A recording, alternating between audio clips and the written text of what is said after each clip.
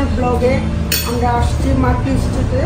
এখানে জানাব একটা রেস্টুরেন্টে বলা যায়, চাইনিজ আইটেমও বলা যায়। এখানে সব কিছুই পাওয়া যায়। আমরা এখানে বিফ বিরিয়ানি যেটা বলা হয় সেটা আমরা এখন খাচ্ছি। দেখি খেয়ে বলি এখানকার টেস্টটা কীরকম।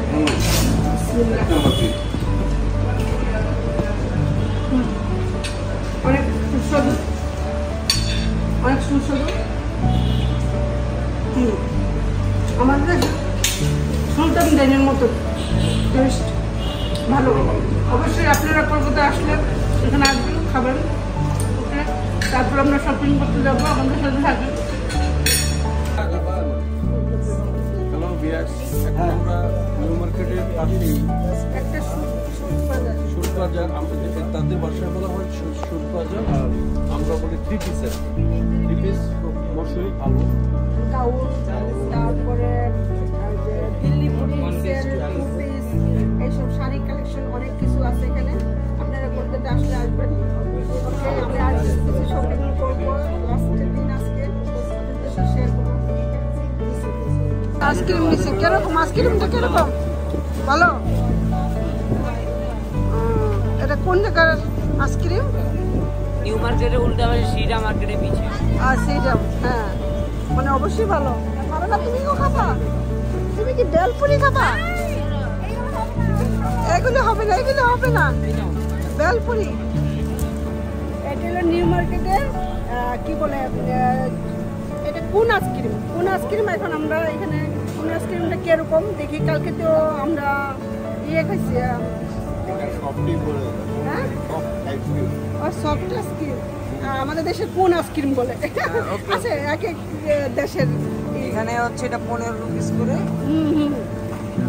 আর কালকে খেয়েছিলাম ম্যাকডোনাল্ডের ভিতরে, ওটা কত ছিল? 45 রুপি ছিল, কিন্তু ওটার টেস্ট একরকম আর এটার টেস্ট একরকম। ভালোই, দুটোই ভালো, দুই জায়গার।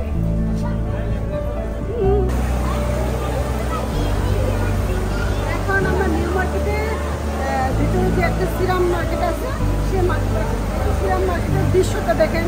এখানে পানি আছে,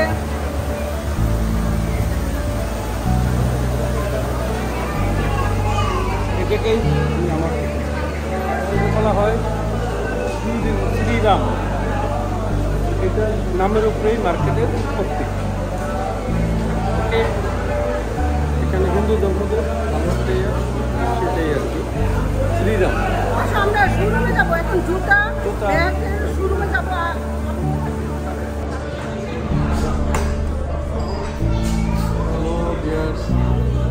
কলকাতার যে মশহুর হোটেল বিরিয়ানি মুসলমান, সেটা আজকে আমরা আবার দুপুরে লাঞ্চ করলাম। এখন ডিনারের জন্য এখানে আসলাম।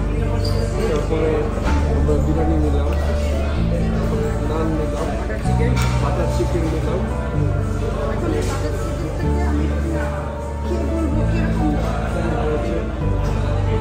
এখানে বাটার চিকেনটা কিন্তু স্পেশাল, সেরকম নান যদি দেখেন কত বড়।